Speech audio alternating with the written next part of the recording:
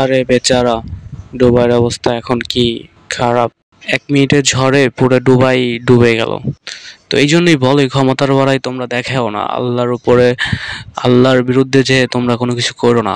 তাহলে দেখো যে আসলে কি হয়। 1 মিনিটের ঝড়ে পুরো ডুবাই ডুবে গেল। ইয়া হাবিবি, কাম টু দুবাই। আজকে কথা বলবো সবার স্বপ্নের শহর দুবাইকে নিয়ে। আসলে দুবাই সবাই জানে যে অনেক সুন্দর। কিছুদিন পর পর দেখা যাচ্ছে যে কোনো এক বিমানের সামনে, কোনো একটি বিল্ডিং এর সামনে যে একজন পোস্ট দিতেছে, একটা সেলফি তুলে বলতেছে ইয়া হাবিবি কাম টু দুবাই, মানে সবাই দুবাই আসো।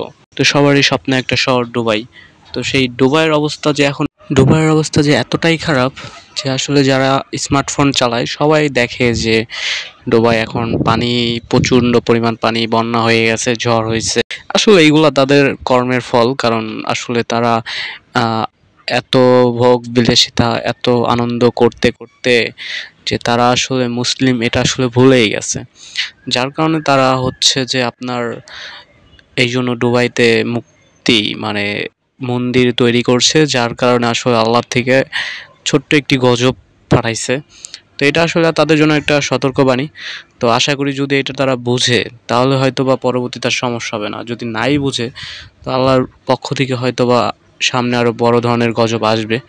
দুবাই এমন একটি দেশ যে অনেক সুন্দর একটি দেশ। কিছুদিন আগেও দেখা যায় যে তাদের অনেক গাড়ি, অনেক রাস্তাঘাট কত সুন্দর, কিন্তু হঠাৎ একটা ঝড়ের কারণে তাদের রাস্তাঘাট সবকিছু বন্ধ হয়ে গেছে। তাদের এখন নৌকায় চলতে হয়, পরবর্তীতে আপনার যে রাবারের যে বোটগুলো আছে সেগুলো চলতে হয়। এই জন্য আসলে তাদের জন্য একটা সুযোগ, যে ভালো হওয়ার একটা সুযোগ।